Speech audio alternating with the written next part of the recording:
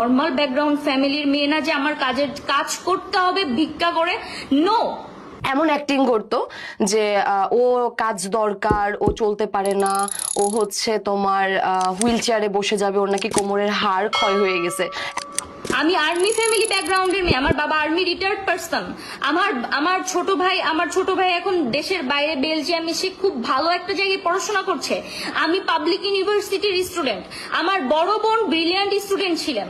So আমার বড় ভাই, আমার দুলা ভাই, সে আর্মি অফিসার। সো আমার ফ্যামিলি ব্যাকগ্রাউন্ড আছে, আমি কোনো নর্মাল ফ্যামিলি ব্যাকগ্রাউন্ড থেকে বিলং করি না যে আমাকে এসে ধুরফুট যা খুশি তাই বলে দিবে, আমাকে এসে কেউ বার ডান্সার বলে দিবে, নো। এখন দেখো ক্যামেরার সামনে কি বার ডান্সারের মতো ডান্স করে। একটা কোমরের হাড় ক্ষয় হওয়া মেয়ে কি করে বার ডান্সারদের মতন ডান্স করতে পারে?